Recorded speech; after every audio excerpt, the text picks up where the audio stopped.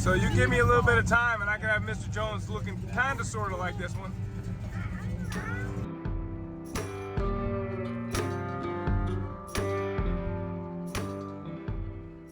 Welcome back, everybody. Welcome back to another installment of the Auto Refinery, little YouTube channel we got going on here. And this is a pretty big deal. This is our 100th video. 100 videos. And this is the car that started it all. All right, let's get back to normal here. You know, the big trip, as we call it, the big trip went great. The big trip could not have gone any better. Joe and I had an absolutely tremendous time. You know, day one, Jeff, Scott, Mike in Tallahassee, Mr. Wayne Beach, Evan, and of course Rich and Ken. Without those guys, this trip could never ever have been possible. And my Oldsmobile, my W-31, as we call it, the OG, was in the limelight the whole time. What a killer trip. But we added another little visit on our way home. And that could not be more poignant. Because 100 videos ago, that's right, this is video number 100. So 99 videos ago, we started showing you people what we got here. And a lot has happened to this car. A lot of people think we have been working on it. In and around and getting my car ready for the trip, getting the trip planned, getting everything squared away. There's still 40 plus hours of work that got done on this car that you people haven't seen. So we're going to do a little bit of an update here on the work that took place, namely in those 40 hours, but also for the people who are just tuning in, what got done in from the very beginning until now. And another clip of the tail end of our big trip. What a perfect ending to the trip and a perfect beginning to this next chapter. Okay, so we are out of Florida into Georgia now, Cairo, Georgia, where we are going to meet Gina Jones, the daughter to the original owner of my 69 W-31, Mr. Jones. And he said to her, "We're coming through. We'll be close if you're around." And she said, "Yes, I would love to meet you guys. I'd love to show you the paperwork that we have. And I'd love for you to come by and see where the car was parked." So with that, we made a detour. We just met her at a local gas station about 2.5 hours, 3 hours after we finished the final OG reunion. And now we're going to see the final resting place of the car that is Mr. Jones, of course, before Joe got his hands on it. Exciting stuff for us. Maybe we'll find a couple parts laying around. Maybe not, but maybe we will. We're going to ask nicely to look around where that car was sitting. Do a little scouting. Yeah. So this is exciting stuff.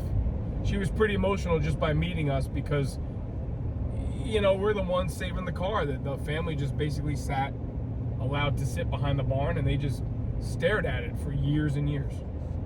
But then I promise you, after this, we're done. We're done. We're going home. I got to get back to reality and get back to work on Mr. Jones. All right, later. We are legitimately pulling up to the spot where this car sat forever. This is another, man, oh man, this is another very exciting thing for me. All right, she's telling me where to park, so let me do that. All right, everybody, we just got to the family, the Joneses. We want to see the final resting place of the car that we call Mr. Jones, and we pull the trailer up, and of course Gina says, "Let me see the car in the trailer," and how can we not pull the OG out to show it off a little bit? Yeah, fire in the hole, man. Let's go. We're gonna pull it out. We're gonna bring it over there. I'll walk over there with you. He can drive it.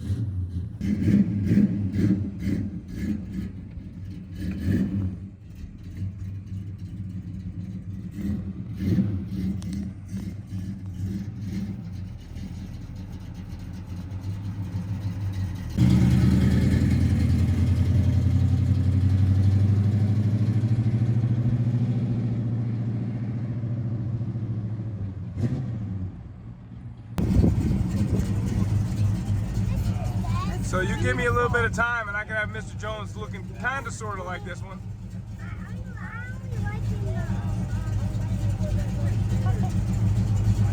Wow. So this car has got very, very low options. The Mr. Jones car is probably the most optioned W-31 I've ever seen. It's got a deep rumble.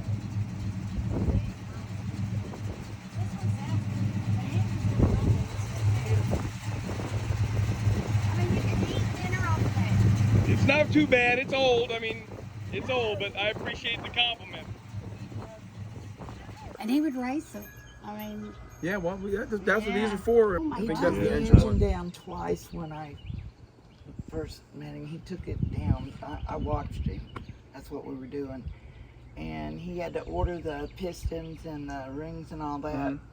Chicago or something. Wherever you order stuff from, he was particular. Yeah, it had 30 over pistons, so we know the block has been bored. The pistons were replacement pistons. It had the W-31 cam in it, so it would have sounded just like this. yeah. Hey, here's an idea. I'm just having this idea now. Epiphany. Some are good, some are bad. Let's park this where that was. Oh. Can we? We're just going crazier and crazier. I pulled the OG back here. I parked it where Mr. Jones used to sit for years behind the shed. Joe, I think we've totally lost our minds. Maybe so. Yeah, I think it's official. Like this car's been in and out of the trailer. Man, oh man, what are we doing? It's been having fun. It's been a fantastic trip. And this was such a worthwhile stop on the way home. To get over here to see the Jones family, meet everybody, a bunch of people are here to see us. Gina started crying when she first met us. That car is sitting where Mr. Jones sat. Yeah. For real, huh? For a long time. And that's his horse back there too, Amos. That was Bob's horse back there. That was Amos, huh? That's Amos. I mean, they were buddies. Gina's in the car. Gina's going for a ride in the OG with Joe. Isn't this amazing?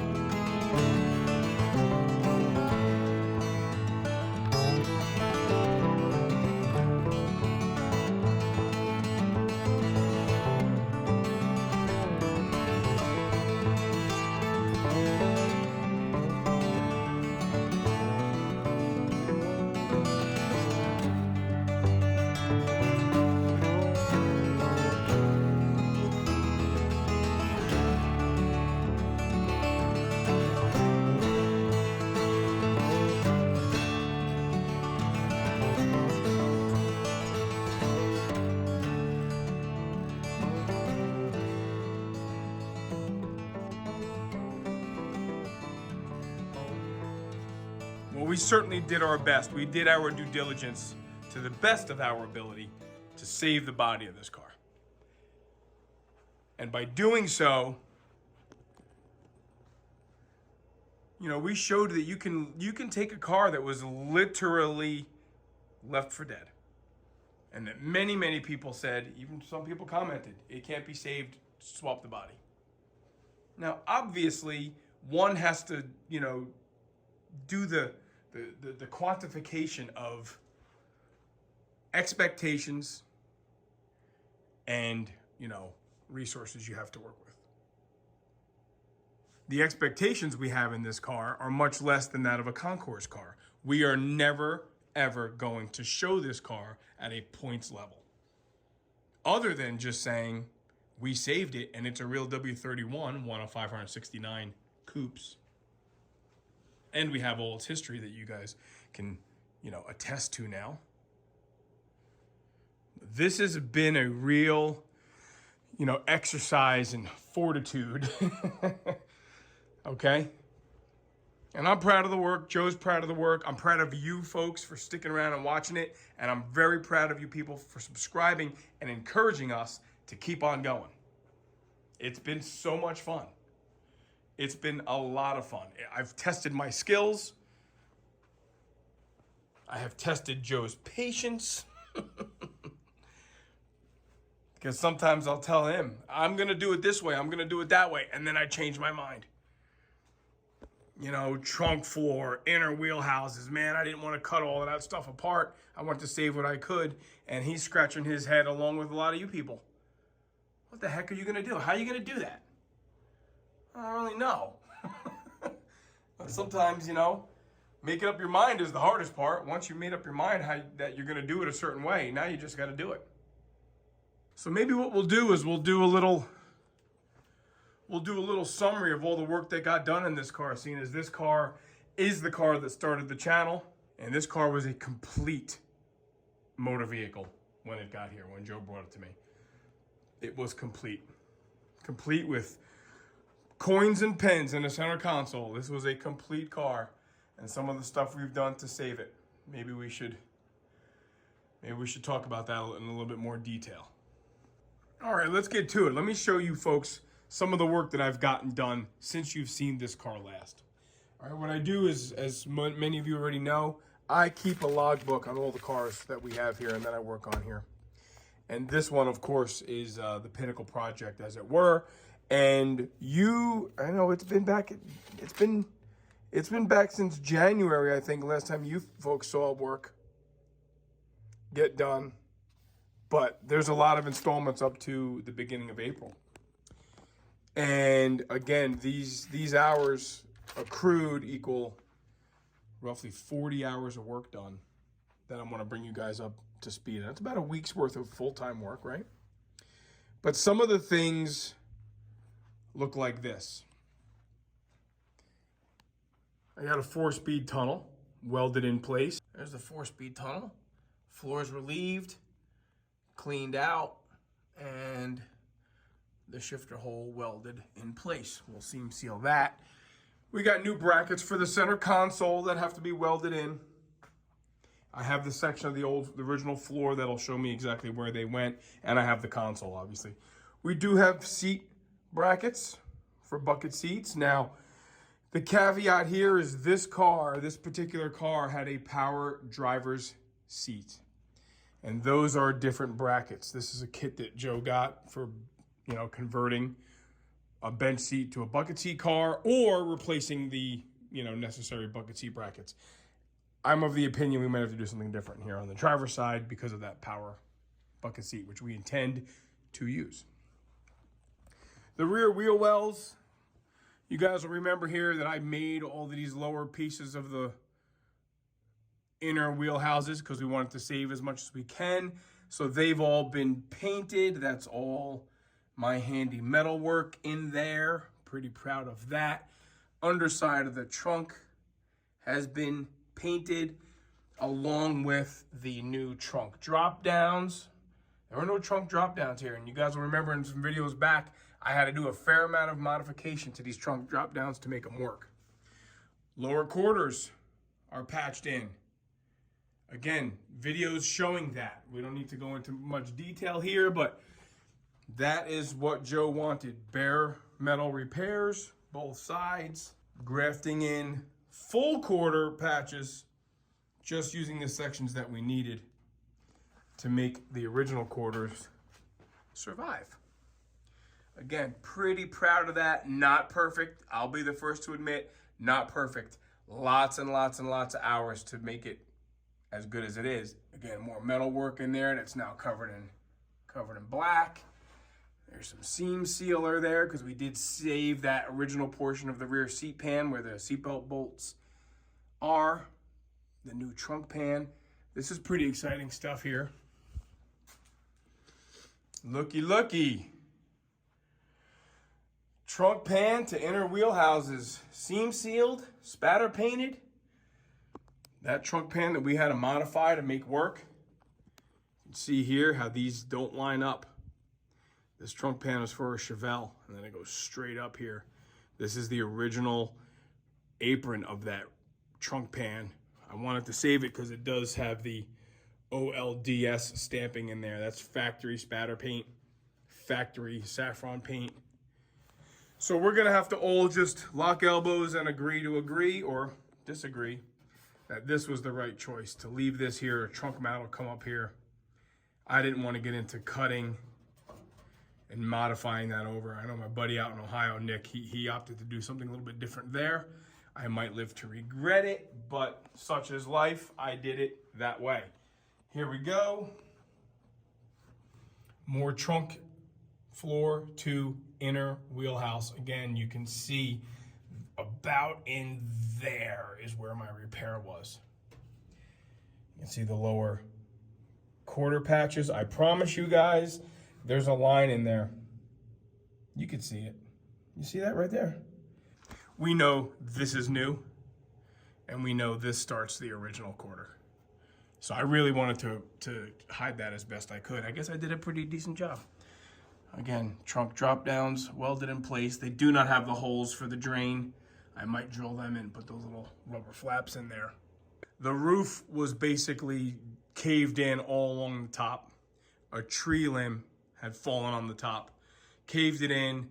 A lot of the glass was broken. I think we only have one window that survived. It's the driver's side rear window. All the other pieces of glass I vacuumed up, and they're gone. AO1 tinted glass, gone. We straightened out that roof as best we can to save it. Again, viewers will remember that we talked about, do we put a new roof on it? No, we don't. Maybe we should. Well, I didn't. Grafted in another rear window channel from another car. You guys will remember all the work that went along with that. For those that are new to the channel, yes, I bored many, many, many viewers for many, many weeks with metal work and cutting rust and rot. Some even said, you better rebody that car. Well, we obviously didn't. We cut out the rear package tray. That was completely rotted. The package tray came out, the rear window sill came out. The mounting flanges on either side for the package tray were modified from a 68 and put in here.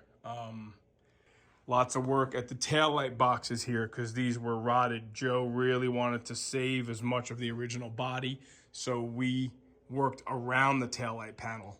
New weather stripping channel pieces left and right, all the way down to the factory seam. That has all been replaced. What else did we do? Well, full floors. We did full floors in the car. We did save that rear section, like I've said, for the rear seat belts. I did not like the way the aftermarket ones were. The seatbelt bolts were in different positions. So we saved that, and we saved the actual rear seat back panel. You can see obviously where I overlapped and spot welded the new package tray there. Rear whole header above the rear window from another car. This cross brace inside the roof from another car. Dash, upper portion of the dash from another car. And folks, no, I did not cut out the VIN. You can see there where I grafted in. This is the original dash. So this piece here, including the VIN tag and the original rivets, stayed. That is original. That has not been changed. What we did is we then grafted on a dash panel from another car up to and the bottom of the front window seal. That was completely rotted. Saved the cal tag, obviously. Didn't tamper with that. A section from a donor car that we had outside. That's a little bit of drip from when we rust treated the inside of the dash. This whole section for the steering column, grafted out of another car. A patchwork done over here by the heater box. Lots of work done to make these aftermarket floors line up with the original firewall. Again, those who watch, you'll see I did not separate the rocker panels. The downward tab on the floor pans were cut off, welded to the top. That's how I did it in Alyssa's car. That's how I did it in this car. I don't know that I'll ever do it that way again, but that's how it was done.